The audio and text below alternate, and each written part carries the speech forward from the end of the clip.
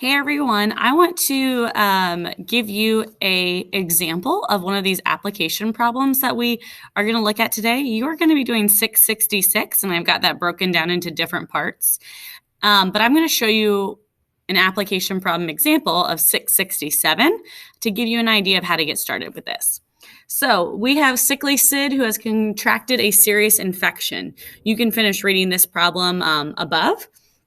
But the important thing that we want to know is it says the doctor takes a blood sample and finds 900 bacteria.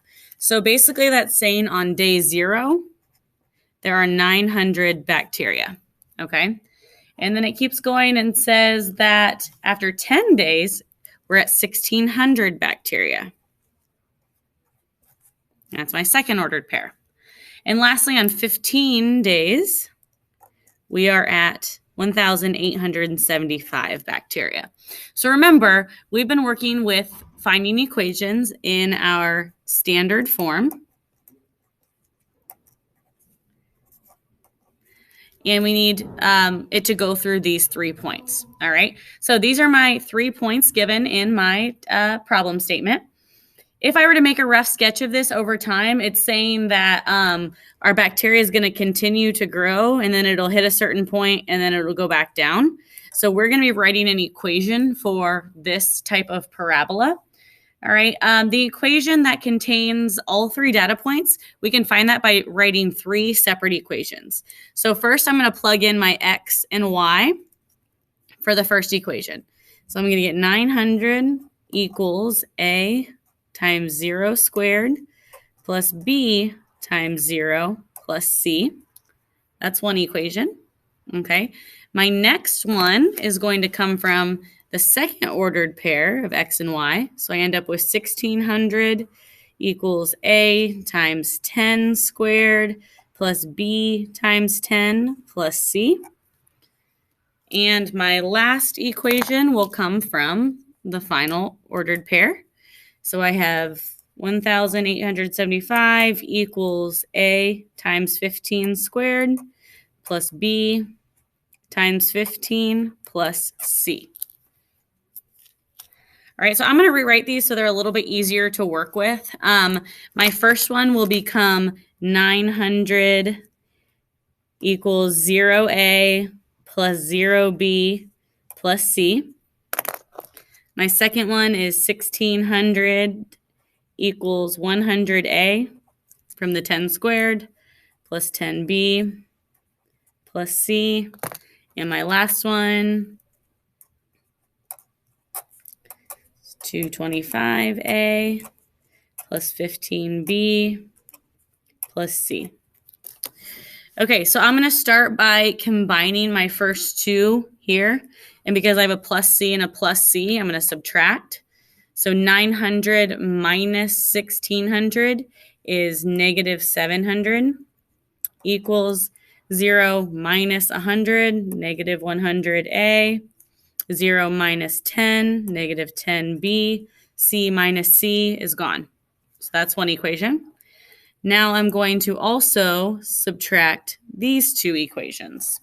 Okay, so I have 1,600 minus 1,875, and I'm going to get negative 275 equals 100 minus 225 gives me negative 125, and 10 minus 15 gives me negative 5b. Okay, so now I'm ready to solve this system of equations using elimination. So because I need these to match up, I'm going to multiply this entire second equation by 2. So I get negative 550 equals negative 250 minus 10. Oh, this should have an a on it. This is a b. Sorry, I left my a out here. Okay. So now, I just multiplied this whole equation by 2, so I'm not going to be using that one anymore. And now I can combine these 2. So again, I have got the same sign, so I'm going to subtract. So negative 700 minus negative 550 is like saying negative 700 plus 550. So by doing that, I get negative 150. I'm going to do equals negative 100 minus negative 250a, which is like saying 150a, and then these cancel out. So divide by negative 150. My a value is, or excuse me, I'm going to be dividing by a positive 150. Positive 150. So negative 1 equals my a value. Okay, so far I have my A. I also can find my C value, right? Because these cancel out, so 900 equals C. So far I have A equals negative 1, C equals 900. So I can plug both of these into one of my equations here and find what B is. So I'm just going to use the second equation.